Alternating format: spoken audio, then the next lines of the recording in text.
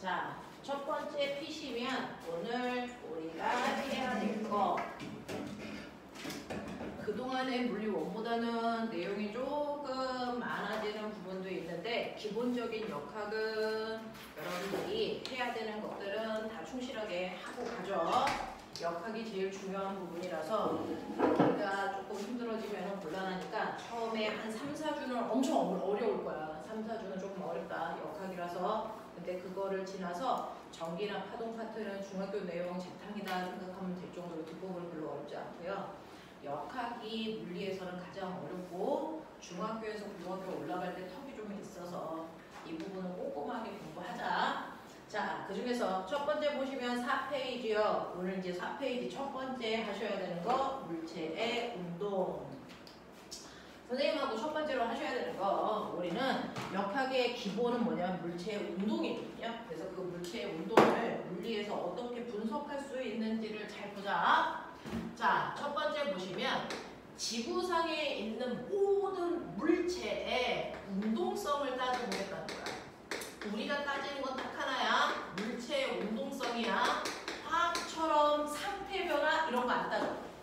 우리가 보는 건 그냥 운동만 보는 거야. 자, 그러면 물체의 운동성을 따질 때 우리는 뭘 보는 거냐면 그 물체가 가, 안 가? 일단 그거부터 봐야죠. 그래서 운동의 종류를 보면 운동의 종류는 시간이 지나도 물체의 위치가 달라지지 않아. A에 있던 애가 시간이 지나도 계속 A에만 있어 라고 하면 안 움직이는 거죠. 그걸 우리가 정지된 물체야 이렇게 얘기해. 근데 시간이 지나면 A에 있던 아이가 B까지 와. 그러면 얘는 이렇게 움직이고 있는 거야. 그걸 우리가 운동하는 물체야 이렇게 얘기해. 낯설지 않은 단어, 우리가 일반적으로 쓰는 단어. 그래서 정지된 물체는 시간이 지나도 물체의 위치가 달라지지 않는 거고 운동하는 물체는 시간이 지나면 물체의 위치가 변하는 거구나. 그걸 운동하는 물체라고 하구나.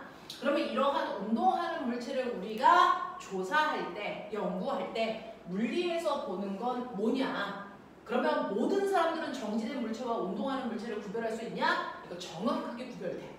제정신만 가지고 있으면 정지되어 있는지 움직이는지를 구별 못하는 사람은 없거든요. 그럼 뭘로 구별하는데 얘는 정확한 차이점이 있어요.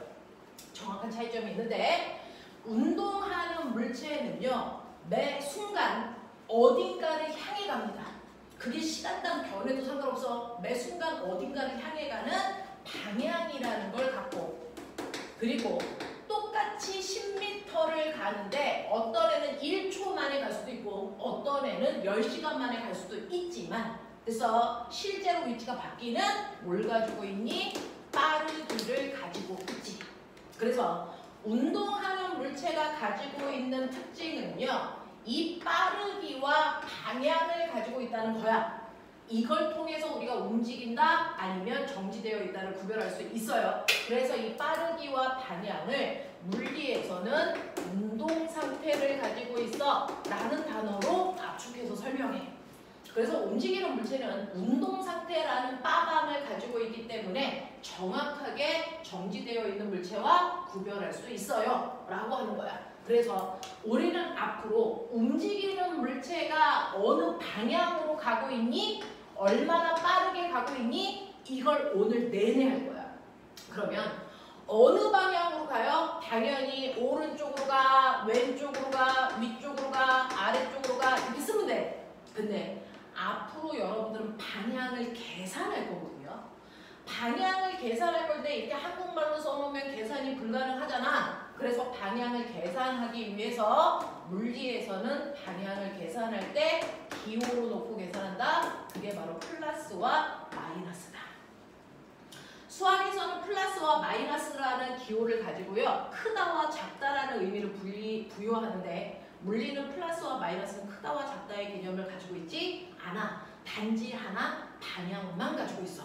그러니 어떤 애가 플러스 방향으로 2의 빠르기로 가고 있어. 어떤 애는 마이너스 방향으로 5의 빠르기로 가고 있어. 누가 더 빨라? 누가 더 빠른 거야? 플러스 2가 빠른 거야? 마이너스 5가 빠른 거야? 마이너스 5가 더 빠른 거야. 왜? 이때 플러스가 만약에 앞쪽 방향이라면 얘는 앞쪽 방향으로 2의 빠르기로 가고 있다라는 뜻이고, 자, 그거에 비해서 마이너스는 어느 쪽일까? 항상 플러스와 마이너스는 그 문제에서 서로 반대 방향을 얘기해. 그럼 플러스를 앞쪽 방향으로 놓는 순간 마이너스는 무슨 방향이 되니? 뒤쪽 방향이 되지. 그래서 얘는 뒤쪽 방향으로 5의 빠르기로 가고 있어. 이 뜻이거든. 그러니까 빠르기는 뒤쪽으로 5의 빠르기로 가는 얘가 훨씬 더 빨라요. 이런 뜻이야. 그래서 물리에서는 플러스와 마이너스를 크다 작다의 개념으로 절대 쓰지 않는다. 절대 쓰지 않는다. 크기는 단지 숫자, 절대값으로만 보는 거다. 플러스와 마이너스는 방향을 뜻하는 기호로 쓴다. 물리에서는.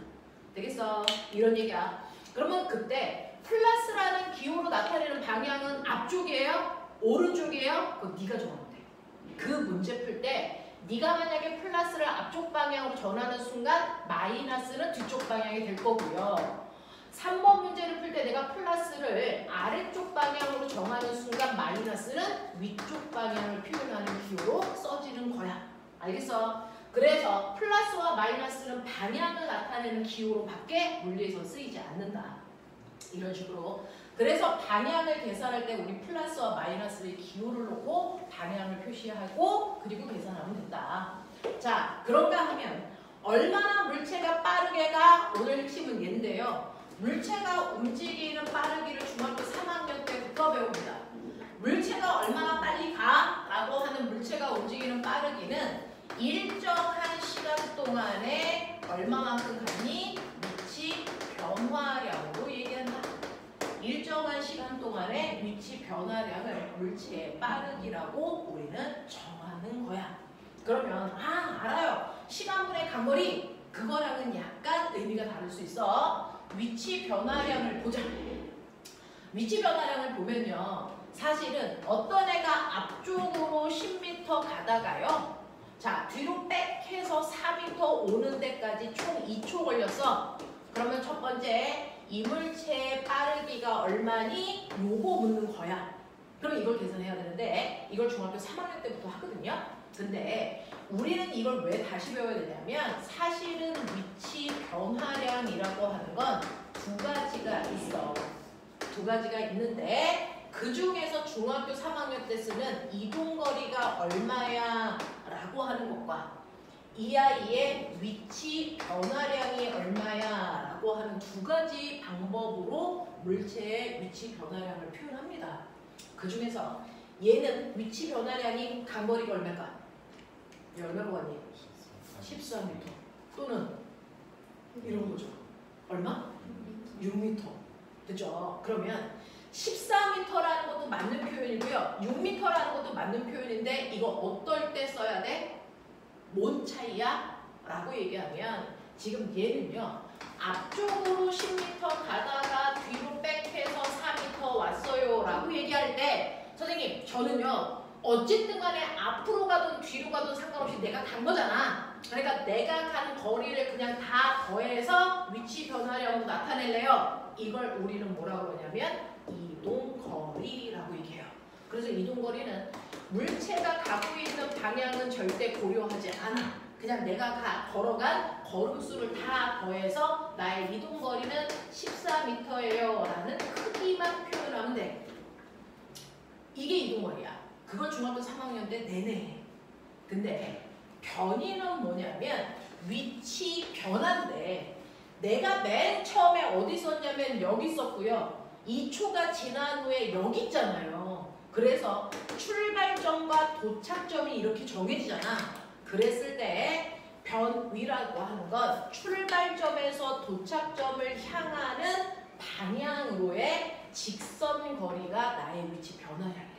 그래서 이게 6m래요 라고 얘기하는 변이는 움직임 방향을 고려한 거야. 움직임 방향을 고려해서 앞쪽으로 10m 걸어가는 거랑 뒤로 4m 걸어가는 건 다르잖아요. 그래서 방향을 고려한 위치 변화량을 변이라고 하기 때문에 방향을 고려했으면 어느 방향인지 표현해 주세요. 이렇게 얘기하거든요. 자, 그 방향을 설정하는 방법은 출발점에서 도착점을 향하는 방향이 나의 위치 변화량이야. 그러면 이쪽을 우리가 앞쪽이라고 했고 여기를 뒤쪽이라고 했으니까 2초 동안의 변이 방향은 앞쪽 방향입니다. 이거죠. 됐어. 그리고 변이의 크기는 출발점에서 도착점을 연결하는 직선 거리니까 6m입니다. 이렇게 표현하는 거야. 맞아. 되겠어? 그래서 중학교 때는 이동거리만 표현했다면 이제 고등학교 때부터는 방향을 갖는 변이값을 나타내는 걸 중심적으로 배운다. 되겠어? 그래서 이 부분이 고등학교에서 배우는 내용입니다. 변이. 그러면 두 번째요. 얘 말고요. 어떤 애가 앞쪽으로 4m 가다가 턴해서 아래쪽으로 3m 오는데 1초 걸렸대. 얘 이동거리 얼마니? 이제 불러. 이동거리 얼마? 10m죠. 변이는요? 변이는 얼마? 얼마입니까? 출발점에서 도착점을 향하는 방향으로의 직선거리야. 그러면 이 거리가 얼마야? 5m. 그렇죠. 그래서 변이의 크기는 5m지만 5m라고만 쓰면 틀려요. 왜? 변이는 방향을 갖는 값이기 때문에 방향까지 써줘야 맞는 표현이야. 되겠어? 그래서 얘는 앞쪽, 아래쪽 방향으로 5m입니다. 이렇게 표현해야 돼. 되겠어? 자, 그런가 하면 어떤 애는요. 운동장 트랙을 도는데 한 바퀴를 이렇게 도는데 100m 걸려. 그래서 A에서 출발해서 100m인 운동장 트랙을 한 바퀴 돌았어. 한 바퀴 도는데 10초 걸렸어. 그러면 얘 이동거리 얼마냐? 100m죠. 그러면 10초 동안의 변이는 얼마입니까? 0. 이게 0이에요. 출발점과 도착점이 같잖아요. 그러니까 출발점에서 도착점을 연결한 최단거리는 0입니다. 변이가 0일 때는 방향이 없습니다. 알겠어? 이렇게 표현한다. 또요. 어떤 애가 앞쪽으로만 10m를 걸어갑니다. 앞쪽으로 10m 걸어가는데 2초 걸렸다고 치자. 얘 이동거리 얼마게? 10m죠. 변이는 얼마게요? 10m. 앞에 뭐 붙어야죠? 앞쪽 방향으로 얼마? 10m입니다. 이렇게 표현해야죠. 되겠어? 이런 식으로요. 물리는 방향을 신경 쓰지 않는 값들을 우리는 싸잡아 이걸 스칼라 값이라고 하고요. 방향을 갖는 값들을 우리가 뭐라고 하냐면 벡터 값이라고 해. 중학교 1, 2, 3학년 내내 여러분들은 방향을 신경 쓸 필요 없는 스칼라만 배워요. 근데 고등학교에 올라오면 이제부터는 방향을 신경 써야 되는 벡터에 대해서 배우기 때문에 이 방향 나타내는 걸 익숙하게 하는 게 첫 번째 관건. 그래서 벡터 값에 방향 안 쓰면 다 틀린다고 해요. 되겠어? 이렇게 된다. 자, 그러면 이렇게 네 가지 경우의 물체의 이동거리와 변이 표현하는 거 이제 했어. 알겠어. 얘는 이동거리는 14지만 변이는 6이야. 앞쪽 방향으로. 그쵸? 이런 식으로 이동거리와 변이의 차이점을 느꼈으니까 이걸 걸린 시간으로만 나누면 물체의 빠르기가 나오는 거야. 그중 시간으로 나누는데 선생님 이동거리를 시간으로 나눈 빠르기 있잖아요. 네, 변이를 시간으로 나눌 수도 있잖아요. 자, 이동거리를 시간으로 나눈 빠르기가 중학교 3학년 때 배우는 그 빠르기 뭘까? 여기 바로 이동거리를 시간으로 나눠서 구한 빠르기입니다. 되겠어? 근데 자, 변이를 시간으로 나눈 빠르기도 있겠죠? 이건 우리가 일반적으로 쓰는 단어이긴 해. 뭐니? 속도겠죠. 근데 봐봐. 첫 번째 이 경우는 갔다가 오는데 2초 걸렸으니까 2초로 이 값을 나눌 거거든요. 이런 식으로. 그랬을 때요. 얘는 이동거리가 14m고 시간이 2초기 때문에 속력이 얼마니? 그러면 물리는 숫자는 숫자끼리 계산, 단위는 단위끼리 계산하는 겁니다. 그래서 얘 속력은 7m/초입니다. 이렇게 쓰는 게 맞아. 그쵸? 근데 변이는요. 자, 변이가 6m가 아니고 앞쪽 방향으로 6m거든요. 그걸 2초라는 시간으로 나눌 때 방향은 방향끼리 계산, 숫자는 숫자끼리 계산, 단위는 단위끼리 계산하기 때문에 얘 속도는 그냥 3이 아니고 앞쪽 방향으로 3m/초입니다. 이렇게 쓰는 게 맞아. 되겠죠? 그래서 속도도 방향을 갖는 벡터 값이에요. 이런 뜻이고 선생님이 이렇게 화살표를 하는 건 벡터라는 걸 표현할 때 나타내는 기호. 되겠어? 네, 근데 이 기호 잘 안 씁니다. 벡터도 이교 잘 안 쓰고 그냥 우리가 그냥 벡터구나 알고 가는 거군요. 됐어? 네. 자, 그런가 하면 두 번째요. 어떤 애가 피타의 형태로 갔잖아? 이렇게 오는데 1초 걸렸다고 됐으니까 이걸 1초라는 시간으로 나누시면 속력과 속도 구할 수 있어. 자, 두 번째 경우의 속력은 7m/초고요. 속도는 불러줘. 속도 앞에 뭐 붙어야지. 앞쪽, 아래쪽 방향으로 얼마예요? 5예요 라고 얘기하시는 게 맞죠. 그죠? 자, 세 번째 경우입니다. 운동장 트랙을 한 바퀴 돌아 10초 걸렸어. 자, 얘 속력 얼마니? 속력 10m/초예요. 속도는 0이죠. 변이가 0이기 때문에 10초로 나눠봤자 0입니다. 마지막 네 번째, 앞쪽 방향으로 10m 걸어가고 있는데 2초 걸렸어. 자, 얘 속력 얼마입니까? 속력 얼마? 5m/초. 속도는? 앞쪽 방향으로. 그렇죠. 자꾸 얘기해 보셔야 돼요. 앞쪽 방향으로 5의 빠르기로 가고 있어. 이렇게 되겠어. 자, 근데 그냥 이것만 배우고 나서 아, 나는 이동거리와 변이 알고 속력과 속도 알아. 이게 아니고요. 고등학교 문제는 사고력을 요하는 문제들이거든요. 보시면요. 첫 번째, 앞으로 갔다 뒤로 빽 하고 올 때 이동거리와 변이의 크기를 보니까 크기만 봤을 때 14와 6이야. 이 새끼가 더 크네. 그래서 당연히 속력과 속도를 봤을 때 얘가 더 크죠. 그렇죠. 자, 두 번째 경우에 피타로 가는 경우에도 보니까 이동거리의 크기가 속도 그 변이의 크기보다 커요. 그러니까 당연히 속력의 크기가 속도의 크기보다 크겠죠. 세 번째 보시면 세 번째는 여러분들 운동장 트랙을 한 바퀴를 도는데 이동거리는 무려 100인데 변이는 0이잖아. 그러니까 당연히 속력이 속도보다 크죠. 근데 신경 보세요. 이 새끼 앞으로 쭉 10m 갑니다. 이렇게 갈 때 보니까 이동거리가 10인데 변이도 10이야. 오? 같네. 그래서 속력과 속도의 크기가 같습니다. 보여? 네 가지 경우 봤어. 자, 그러면 이렇게 네 가지 경우를 봤는데 어떨 때는 속력의 크기가 속도의 크기보다 커요. 그리고 어떨 때 같아요. 선생님은 모든 경우를 다 들어드린 게 아니고 네 가지 경우만 칠판에 썼으니까 이렇다고요. 그러면 선생님이 칠판에 쓰지 않은 경우 중에 속력의 크기가 속도의 크기보다 작은 경우가 존재할까 안 할까? 이게 존재하지 않습니다. 왜일까요? 왜일까요? 절대로 속력의 크기가 속도의 크기보다 작을 수는 없습니다. 왠지 아세요? 절대로 이동 거리의 크기가 변이의 크기보다 작을 수 없기 때문입니다. 왜요? 변이는 출발점과 도착점을 연결한 무슨 거리요? 최단 거리요. 그 최단 거리보다 더 작은 이동 거리를 만들 수 있니 없니? 이거 불가능해요. 되겠어? 그래서 실제로 속력의 크기가 속도의 크기보다 작은 경우 존재하지 않습니다. 이런 보기가 나오면 무시하고 넘기셔야 됩니다. 됐죠? 자, 그러면 이제 이 경우는 존재하지 않는다는 건 납득을 했어. 그러면 어떨 때는 속력이 큰데 어떨 때 같잖아요. 그 어떨 때가 어떨 때야? 차이점이 뭐야?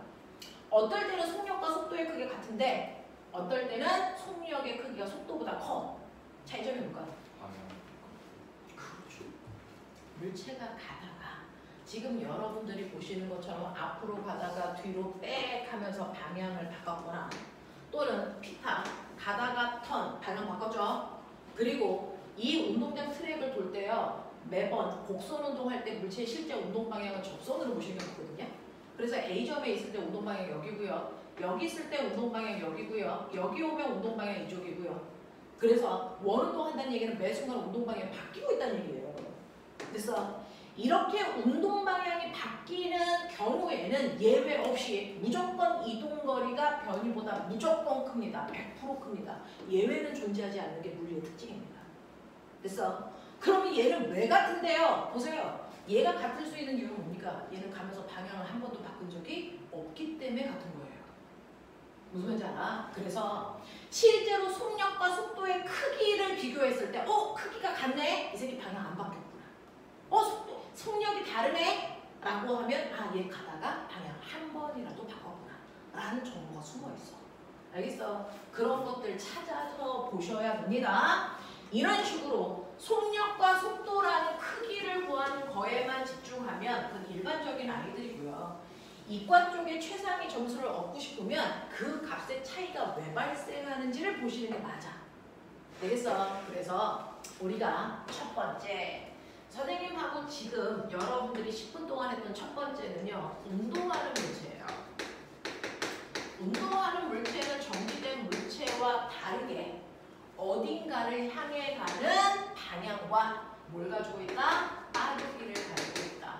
그래서 빠방을 분석하는 게 물체의 운동을 정확하게 이해합니다. 빠방. 알겠어?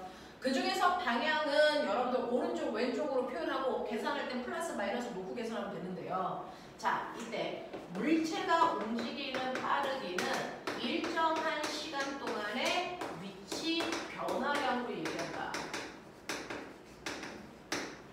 그죠? 위치 변화량엔 두 가지가 있다. 불러. 뭐하고 뭐? 안 들려? 뭐하고 뭐? 이동거리와 그렇죠. 변이요. 두 개 차이점이 뭐예요? 그렇죠. 방향을 신경 쓰지 않고 내가 걸어간 크기만 더하면 이동거리. 방향을 신경 쓰는 벡터 값이 바로 변위. 되겠냐? 이때 이동거리가 더 컸다면 그 아이는 뭐 했다? 방향을 한 번이라도 바꿨다. 이런 얘기야. 자, 그러면 이러한 위치 변화량을 걸리 시간으로 나누면 우리가 원하는 실제 빠르기가 나온다. 그 빠르기 중에서 이동거리를 시간으로 나눈 빠르기를 뭐라고 그런다? 속력. 변이를 시간으로 나눈 빠르기를 뭐라고 한다? 속도. 그래서 그 중에서요. 우리 아까요. 변이가 앞쪽 방향으로 6m예요. 근데 가는데 2초 걸렸어요. 그랬더니 속도가 앞쪽 방향으로 3이에요. 이렇게 했죠? 네. 이때 속도의 방향이 변이 방향을 얘기하는 거야.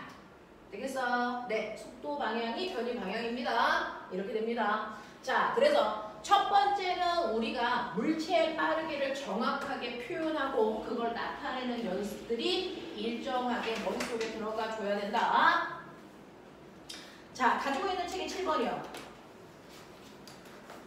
자, 가지고 있는 책 7페이지에 1번, 2번, 3번.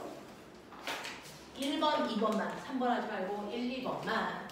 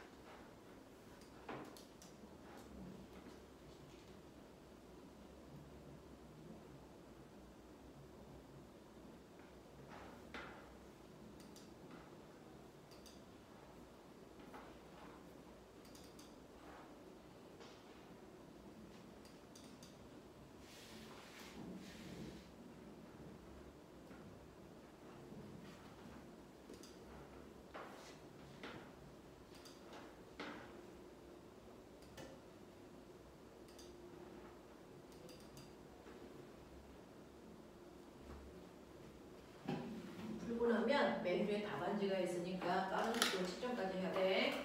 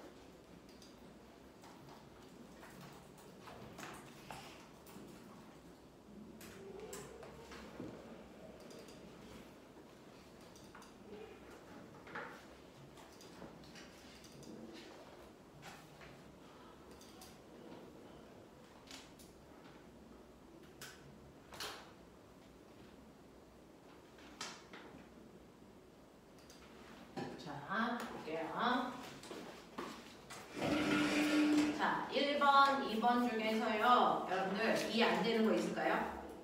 질문해야 돼. 오늘 배울 내용들은 꼭 오늘 다 알고 가야 돼. 1, 2번 중에서 이해 안 되는 거. 네.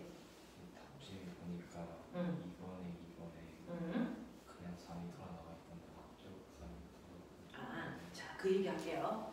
2번에 뭘 구하라고 했냐면 꼬매나 변이값이 얼마야 라고 하는 것과 변이의 크기가 얼마야 이제 이렇게 물어봐.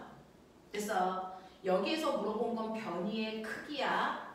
그래서 여기서 보면 물체가 움직이는데 우리는 이제 이쪽을 앞쪽이라고 한다면 얘는 변이는 앞쪽 방향으로 4m가 맞아.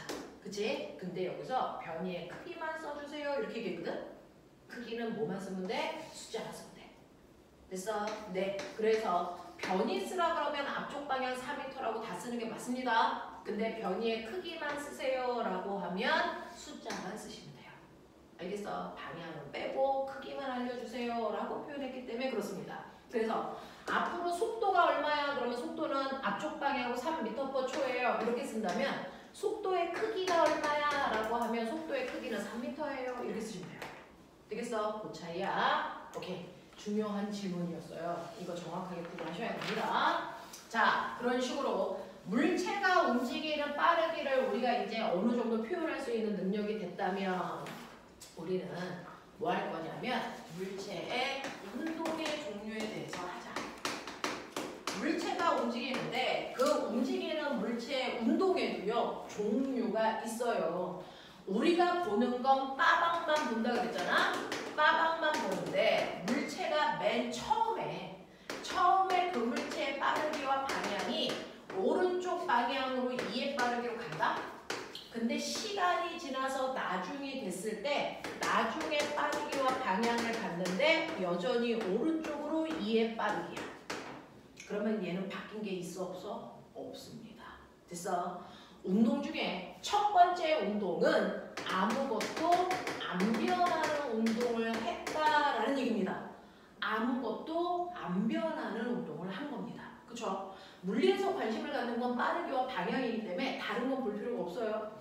빠르기도 안 바뀌고 방향도 안 바뀌는 운동을 했다면 아무것도 안 바뀌었네? 라는 얘기를 초등학교 아이들은 하겠죠.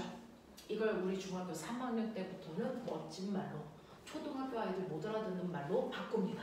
얘기해봐. 그래 배웠잖아. 그렇죠. 빠르기 안 바뀌어요를 등속. 방향 안 바뀌어요. 직선 운동해요. 이렇게 표현하는 게 중3 표현이야. 근데 고등학교 올라오면 중학교 아이들 못 알아듣는 더 고급진 말로 바꿉니다. 한 글자 줄여서 뭐라고 하냐면 이걸 등속도 운동합니다. 이렇게 표현하면 돼요. 됐어? 여기에서 등속이라고 하는 이 속은 뭐냐면 속력이에요. 그래서 빠르기 안 바뀌고 직선, 방향 안 바뀌어를 따로따로 쓴 게 등속 직선 운동이야. 근데 빠르기와 방향을 한꺼번에 묶어서 표현할 수 있는 단어가 있죠. 그게 뭡니까? 속도예요. 그래서 속도가 일정해요 라고 하는 건 빠르기와 방향을 한꺼번에 붙여서 이게 변하지 않아 라는 표현입니다. 되겠어? 그래서 고등학교에 올라가면 등속 직선 운동이라는 단어 안 쓰고 등속도 운동이라는 표현을 합니다. 이게 바로 등속 직선 운동과 같은 말이야. 되겠어? 그래서 우리도 수업 시간에 등속도 운동이라는 단어를 쓸 건데 그러면 선생님 저는 이 비슷한 단어 중에 등속 원운동이라는 단어를 알아요.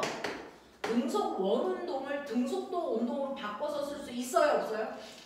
이거 쓰시면 안 됩니다. 왜? 등속 원운동은 빠르기는 일정하지만 방향은 바뀌잖아요. 무슨 말인지 알죠?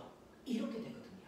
그렇죠? 그래서 얘는 방향이 바뀌는 운동이기 때문에 등속 직선 운동이 아니야. 그러니까 등속도라고 얘기할 수 없어.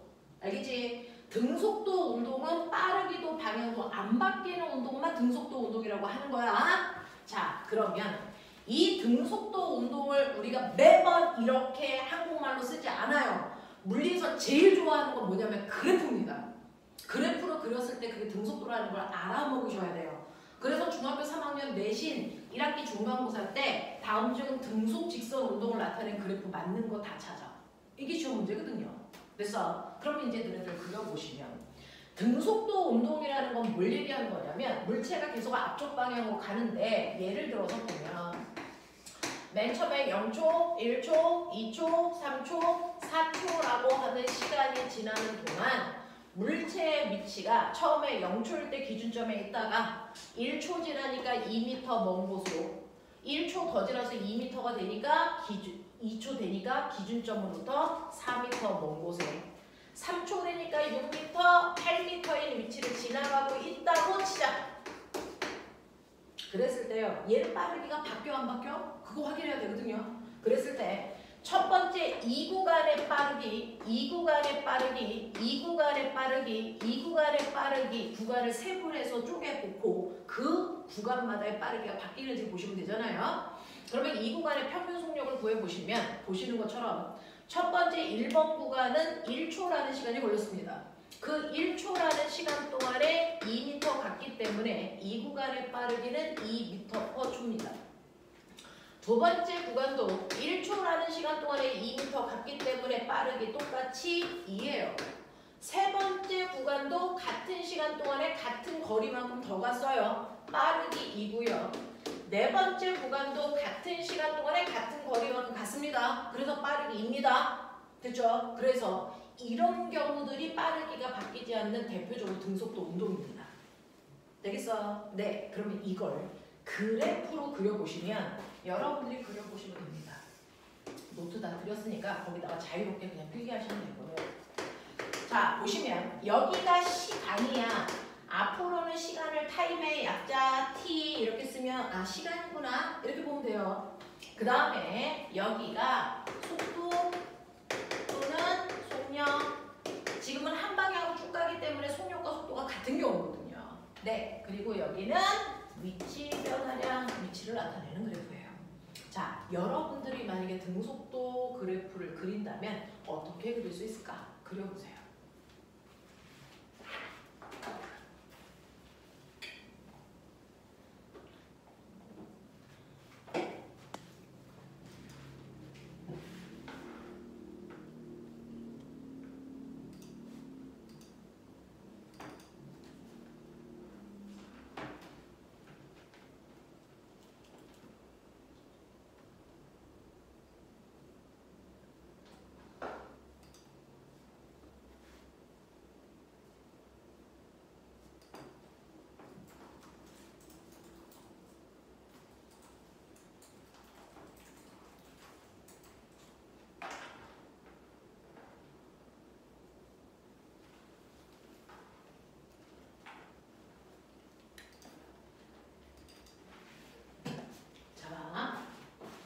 선생님이 그래프 그린 거 대충 넘어갈게.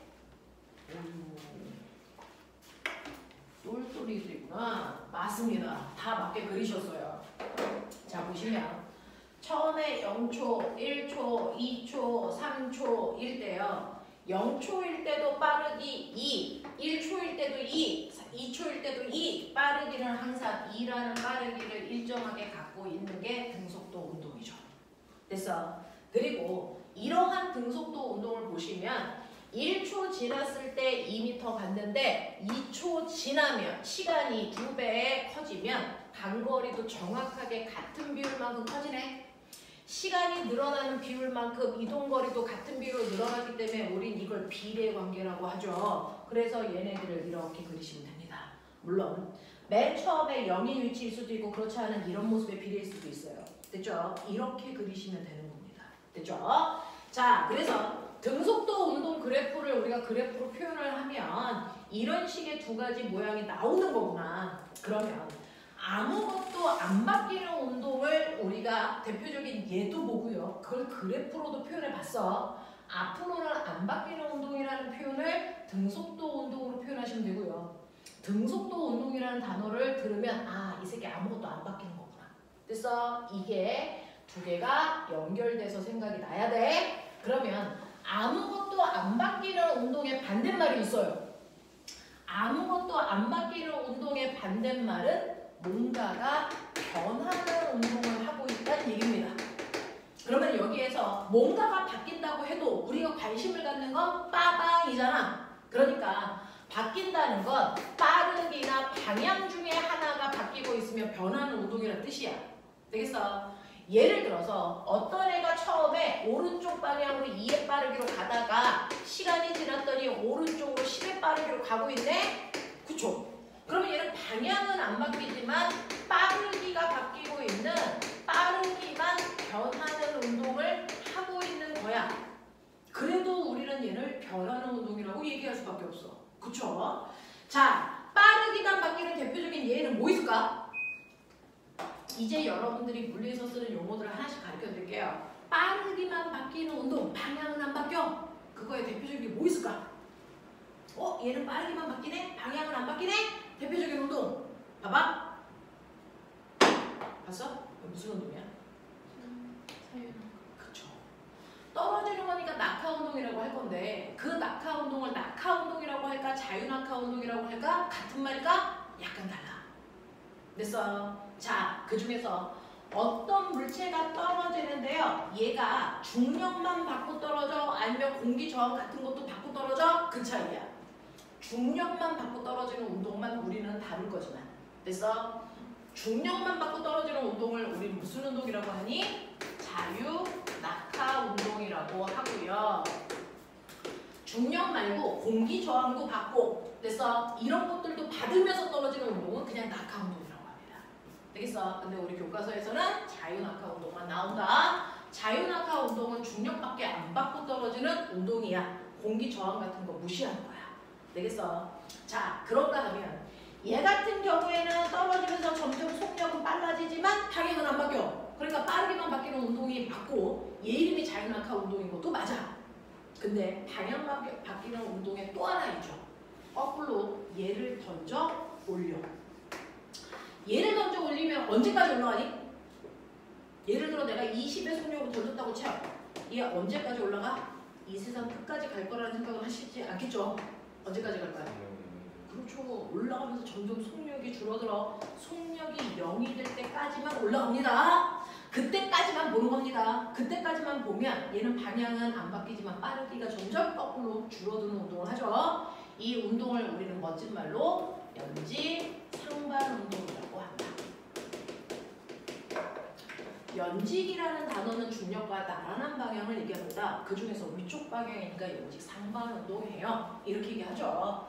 그래서 자유낙하 운동과 연직 상반 운동이 빠르기만 바뀌는 대표적인 운동이다 라는 얘기입니다. 자, 그런가 하면 오른쪽으로 2의 빠르기로 가던 아이가요, 시간이 지나니까 빠르기는 그대로인데 방향이 아래쪽으로 가고 있네.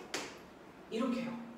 자, 그래서 두 번째 경우는요, 바뀌긴 바뀌는데 이번에는 빠르기는 안 바뀌고 방향만 바뀌어.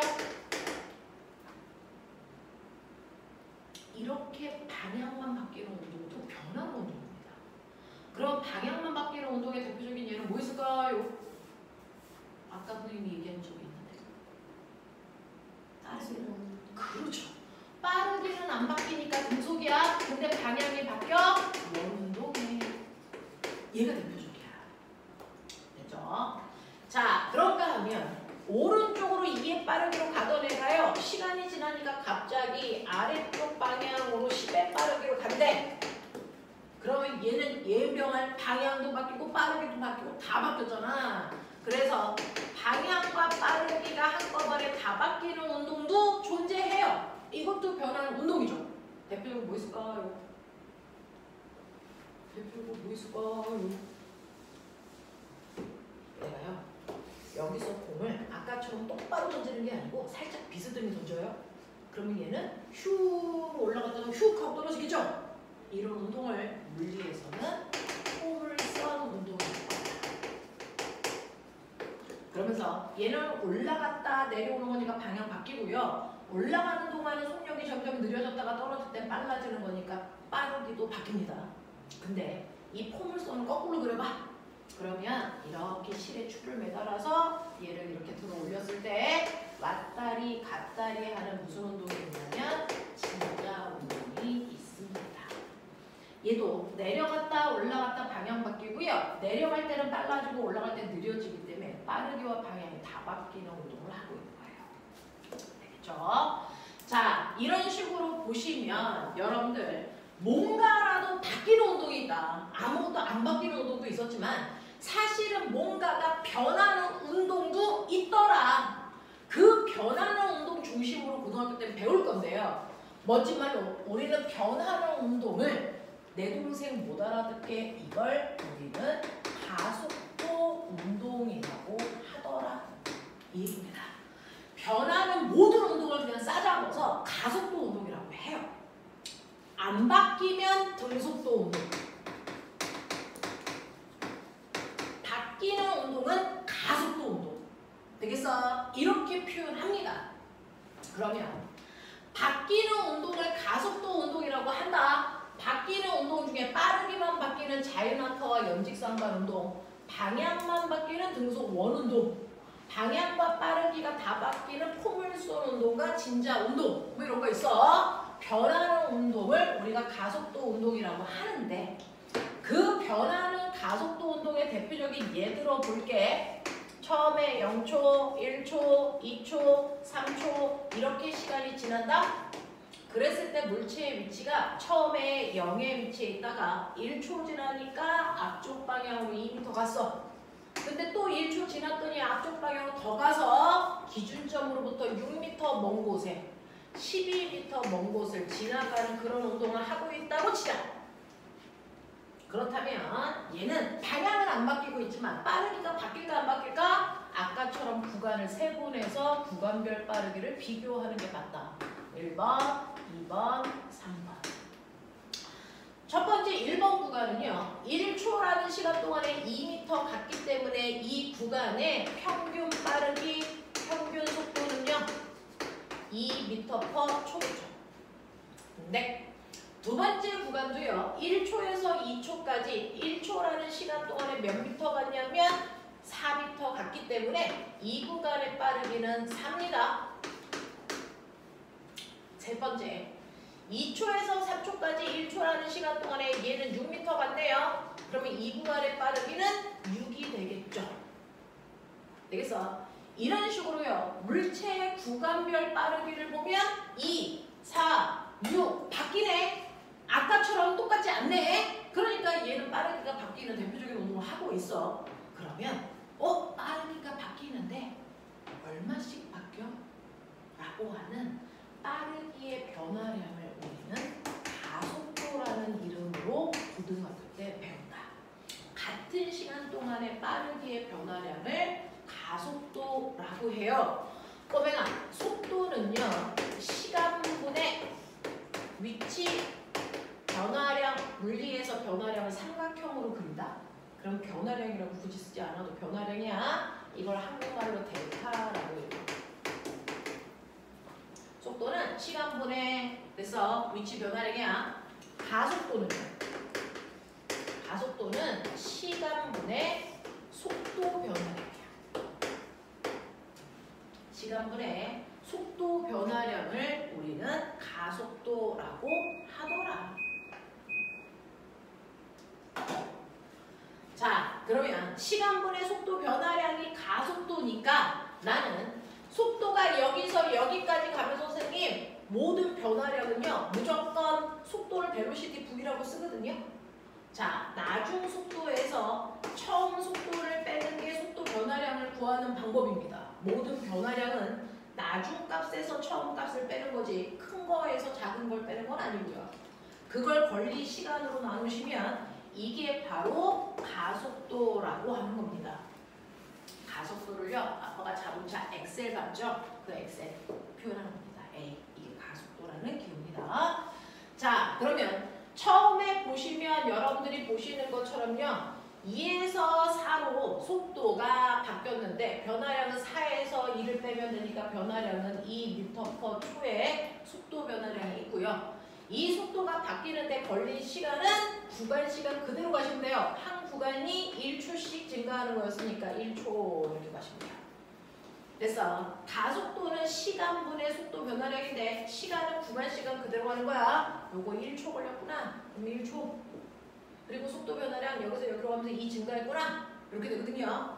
그랬을 때 물리 계산하는 방법. 숫자는 숫자끼리 계산, 단위는 단위끼리 계산하기 때문에 이때 가속도의 크기가 2m/s 세크라서 세크 제곱 이렇게 얘기해요.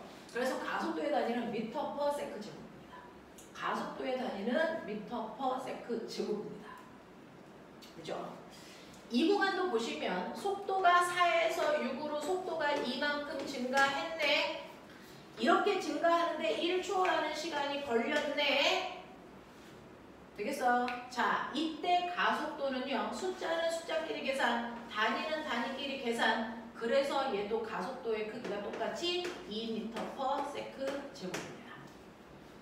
되겠어? 자, 이런 식으로 가속도를 구해봤더니 가속도가 똑같네요. 모든 구간이. 네. 그래서 변하는 운동은 가속도 운동이라고 하는데 그 중에서 시간당 변화량이 일정해. 됐어? 얘는 1초에 속도가 2씩 증가하는 거구나. 됐어? 2 증가했다가 3 증가했다가 5 증가했다가 이러지 않고요. 모든 구간당 시간당 속도가 2씩 똑같은 양식만 일정하게 증가해. 그런 운동을 우리는 가속도 운동 중에서도 등가속도 운동이라고 한다. 그래서 지금부터 우리가 배운 모든 운동은 등가속도 운동만 배운다. 가장 기본적으로. 그래서 등가속도 운동이라는 건 아하 이런 거구나. 가속도는 변한다는 뜻인데 등가속도는 변화량이 일정하다는 뜻이구나. 그러면 이걸 그래프로 한번 창조해 보십시오. 여러분들 시간에 따라 가속도 그래프는 어떻게 만들어질까? 어떤 모습일까? 시간당 속도 변화 그래프는 어떤 모습일까? 시간당 위치 변화 그래프는 어떤 모습으로 나타낼까? 라고 하는 겁니다. 그래서 기호 어려우면 한국말로 쓰셔도 돼요. 시험 볼 땐 다 한국말로 나옵니다.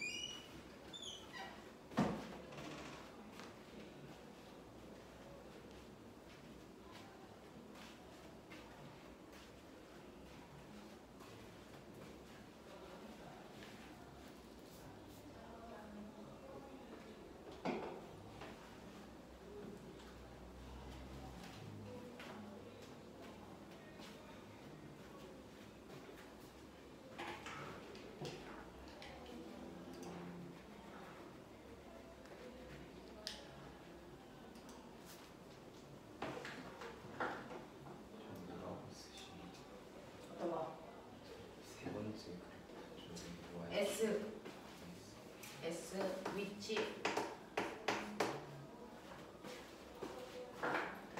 우리 단톡방 만들어서 거기다가 숙제랑 선생님이 매주 영상 찍을 거니까 복습하라고 영상 보내줄 거야.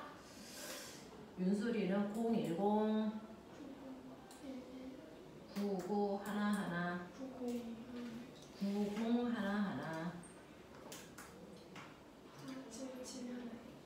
4771 준혁이 010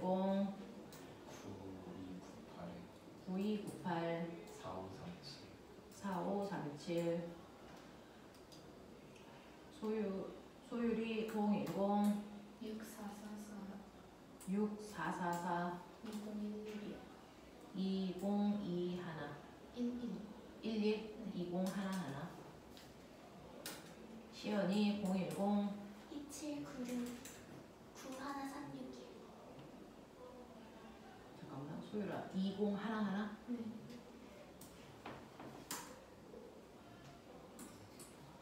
010 2796 2796 9136이요. 9136 네, 여기에 단톡방을 만들어 드리도록 하겠고요. 선생님 핸드폰 번호는 010-57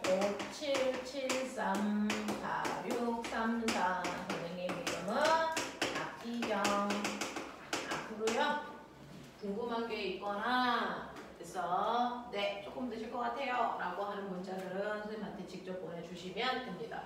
010-5773-4634.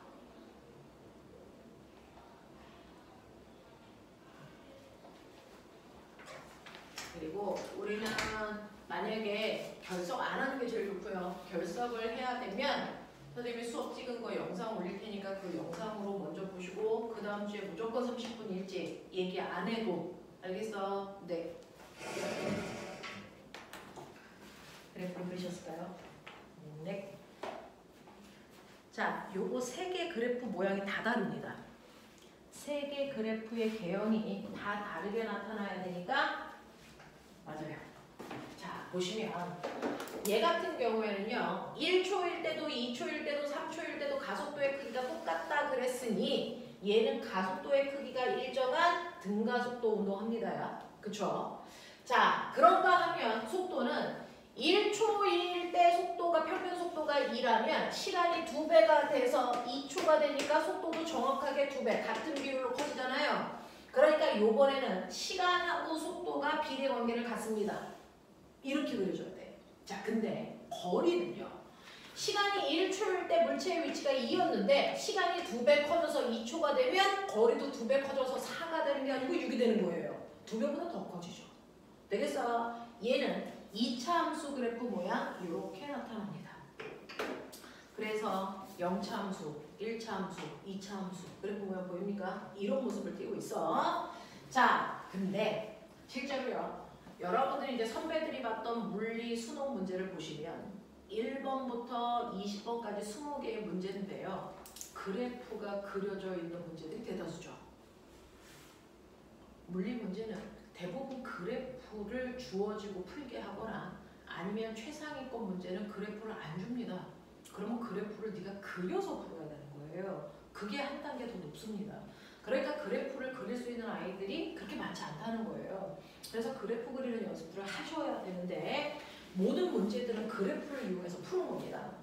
자, 근데 이 그래프요. 선생님 0초일 때도 가속도가 2고요.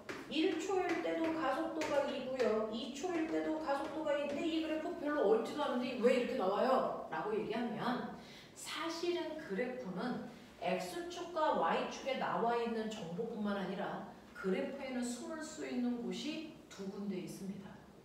그 숨을 수 있는 곳에 누가 숨어 있어? 얼마야? 이거 해석할 수 있냐 없냐가 관건이거든요. 자, 그래서 그래프에 숨을 수 있는 곳이 어디일까요? 그래프예요. X축의 값, Y축의 값 그거 말고 숨을 수 있는 곳이 두 군데 더 있어요. 그래서 그 숨어있는 값들 찾는 연습들을 수학 시간에 중학교 1, 2학년 때 내내 했습니다. 물리 문제 풀려고 연습하고 오신 거예요. 그래프에서 숨을 수 있는 곳이 두 군데입니다. 어디입니까? 기울기하고 하나 더.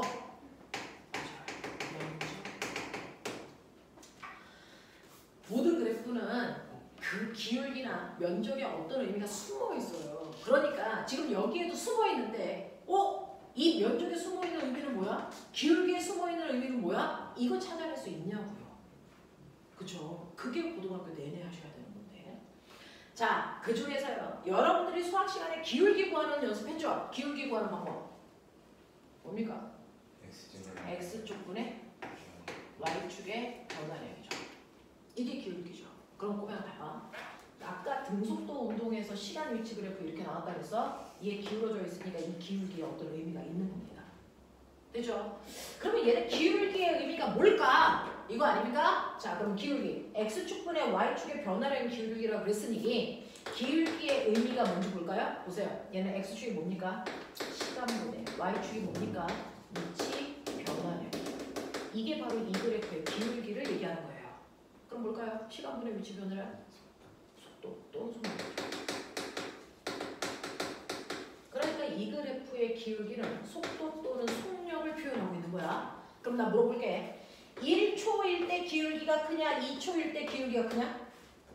크죠. 그러니까 얘는 속도가 똑같은 등속도 운동이라는 뜻입니다. 그게 써 있는 거야. 나 속도 똑같아. 나 등속도 운동이야. 라고 써져 있는 거거든요. 되겠어? 네. 그러면 선생님 시간 위치 그래프 똑같은데 그래프의 모양이 얘는 다르잖아요. 이것도 시간 위치 그래프인데 얘는 그래프가 다르죠. 기울기 어떻게 알아요? 접선 기울기가 1초의 순간 기울기예요. 됐어? 2초의 순간은요? 네, 접선 기울기요. 이거예요. 근데 시간 위치 그래프에서 기울기가 속력이라고 하는데 그럼 얘는 속력이 어떻게 되고 있어? 생각해봐. 속력이 점점 뭐 해지고 있냐? 증가하고 있죠. 기울기가 커지니까. 그러니까 얘는 1초일 때 속력보다 2초일 때 속력이 빠른 거잖아요. 그걸 표현한 겁니다. 됐어? 그걸 표현하고 있는 그래프예요. 그래서 아, 이 새끼는 빠르게 가고 있네. 점점 빨라지고 있네. 그럼 꼬맹아 점점 느려지고 있네는 어떻게 그려? 기울기가 기울기가 감소해야 되니까 어떻게 그려야 돼? 기울기가 감소하는 그림은 어떻게 그려야 되지? 앞으로 가는데 브레이크 밟아서 점점 속력이 느려지고 있어요. 어떻게 그려야 되냐? 속력이 느려지고 있어요. 감소하는 2차 함수의 기울기가 줄어야 되는데 이거 이렇게 하면 이거 기울기가 커지는 거 아세요? 이 기울기가 커지죠 얘는. 됐어? 이건 기울기가 커지는 거야. 빠르게 가고 있는 거야 점점. 느리게 가는 걸 어떻게 그릴까? 이렇게 그리는 거죠. 얘 기울기가 점점 줄죠. 알겠냐? 이런 것들이야. 이런 것들이야. 되겠죠? 네. 그래서 시간 위치 그래프에서 기울기는 속력을 얘기하는 겁니다. 그 중에서 속력의 일정한 등속운동 그래프는 이렇게 그려져요. 됐죠? 네. 속력이 점점 빨라지는 운동은 이렇게 그려집니다. 속력이 점점 느려지는 운동은 이렇게 그려지는 겁니다. 알겠어? 이런 거야. 그래서 시간 위치 그래프에서 기울기 나오면 아 속력이구나. 그 속력을 해석하려고 노력해야 돼. 되겠어? 그 중에서 속력에는 여러분들 1초인 순간의 빠르기라고 하는 순간 속도 있어요. 여러분들 이 그래프에서 기울기가 속도라고 했잖아요. 그죠? 그 중에서 1초인 순간의 속도를 우리가 순간 속도라고 얘기하겠죠. 그 순간 속도는 시간 위치 그래프에서 접선 기울기고. 그래서 1초인 순간보다 2초인 순간이 더 기울기가 크니까 속도가 빨라졌네? 이거 알 수 있는 거죠. 그죠? 근데 그거 말고 평균 속도라는 게 있습니다. 평균 속도는 일정한 시간 동안에 그래서 빠르게 평균값을 얘기하겠죠. 그러면 예를 들어서 이 그래프에서 0초부터 2초까지 평균 속도 얼마예요? 이렇게 물어본다. 그러면 이거 어떻게 합니까? 자, 0초일 때 찍고요. 2초일 때 찍어서 그 둘을 연결한 구간 기울기가 평균 속도의 크기를 얘기합니다. 되겠어? 구간 기울기 봅니다. 이거예요. 되겠어? 그래서 시간 위치 그래프에서 기울기는 빠르기를 얘기한다. 그러니까 기울기가 빨라지는지 느려지는지 보시는 거 그래서 하셔야 됩니다. 얘는 점점 빨라지는 운동하고 있어요. 자, 근데 선생님 얘도 기울었잖아요. 오케이. 그럼 얘도 기울기의 의미가 있겠죠? 있죠. 됐어? 자, 얘는요. 기울기가 뭐냐면 시간분의 보이세요? 속도 변화량이겠죠? X축분의 Y축의 변화량이 언제나 기울기이기 때문에 얘는 시간분의 속도 변화량 뭐라 그러죠? 가속도. 됐어? 네. 그럼 얘는 1초일 때 기울기가 크냐 2초일 때 기울기가 크냐? 똑같죠? 그러니까 가속도의 크기가 같은 무슨 운동했다는 얘기입니까? 등가속도 운동하고 있다는 뜻입니다. 이렇게 써있는 거야. 되겠어? 하겠어? 근데 꼬맹아 얘는 안 기울었죠? 기울기가 얼마예요? 그러면 얘는 이 기울기가 뭐라 했어요? 시간분의 속도 변화량 기울기가 뭔데요? 가속도. 가속도가 얼마나 얘기입니까? 0이라는 얘기는 변한다 안 변한다? 안 변하는 운동하고 있는 뜻입니다. 되겠어요? 네. 이런 얘기 하고 있는 거예요. 근데 얘 면적이죠? 면적 있다. 삼각형 넓이 구하면 된다. 그죠? 얘도 면적이죠? 얘는 사각형 넓이 구하면 된다. 상관없이. 그래프 모양하고 상관없이요. 그래프하고 X축 사이의 공간을 우리는 통틀어 면적이라고 합니다. 어떨 때는 그 면적이 사각형 모양일 수도 있고 삼각형 모양일 수도 있고 사각형일 수도 있고 얘처럼 곡선이라서 막 그래프의 면적을 구할 수도 없고 그걸 어떻게 해서 면적이 있을 수 있어요. 면적 구하는 방법을 수학 시간에 배우겠습니다. 면적은 무조건 가로 곱하기 보다 세로다. 그래서 가로 곱하기 세로가 면적이기 때문에 X축과 Y축의 물리량을 곱한 값이 면적 속에 들어가 있어요. 그럼 그냥 봐봐. 얘는요. 이 면적이 뭘 뜻할까요? 이런 거 물어봐요. 됐죠? 얘는 가로가 뭐냐면 시간입니다. 세로가 뭐냐면 속력입니다. 중학교 3학년 때 배웁니다. 속력 곱하기 시간은 거리.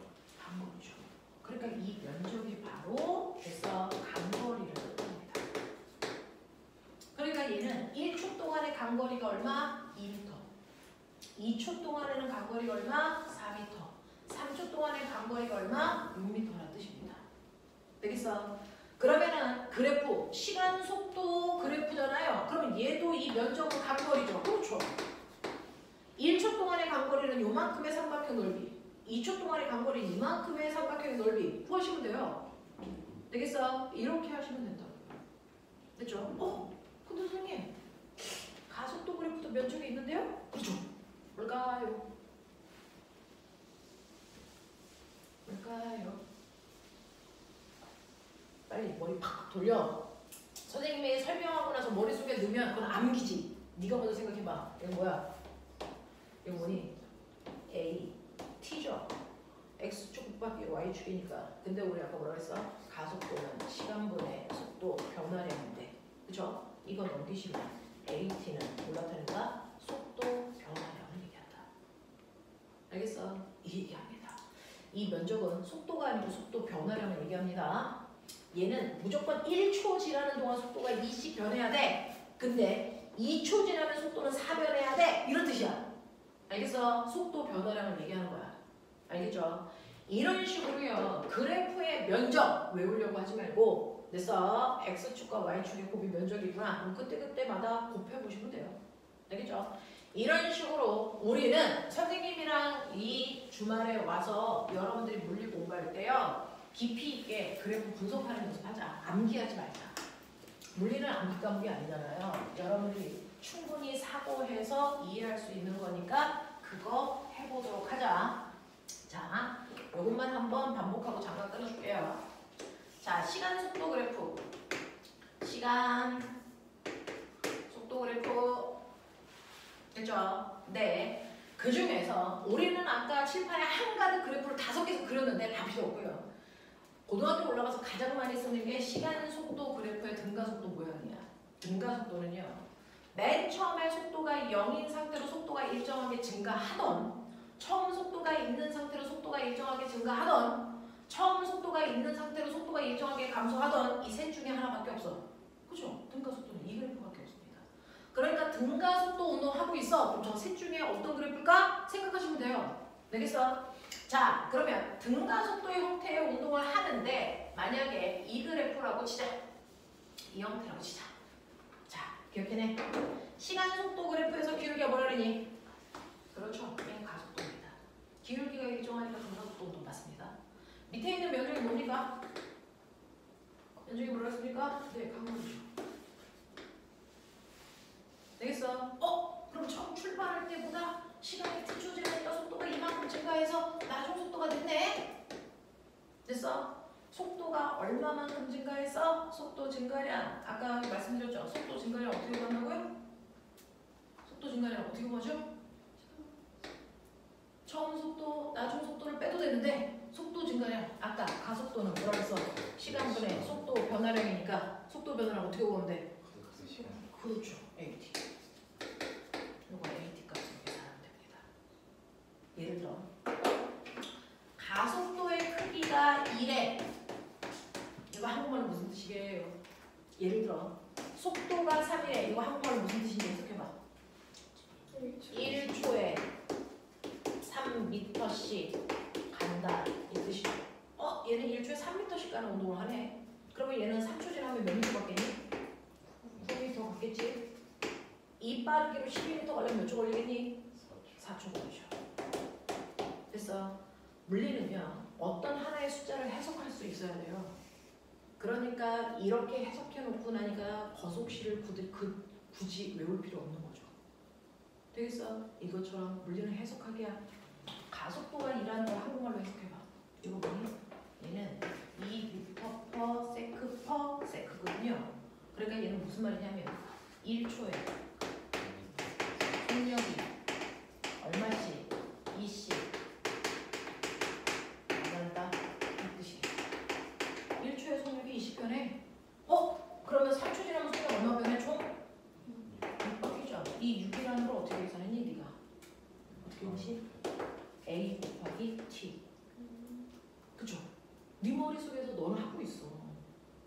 되겠어? 가속도가 2고 3초 지났으니까 6 바뀌었겠지. 이거 한 거야. 그러면 속력이 10 증가하려면 몇 초 걸려? 5초 걸리죠. 되겠습니까? 이 얘기야.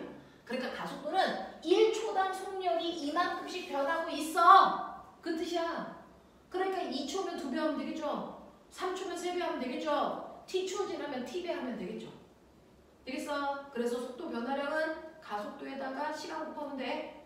하겠냐? 오케이. 여기까지 하고요. 잠깐 끊었다가 그다음에 등가속도 운동에 대해서 더 해드릴게요.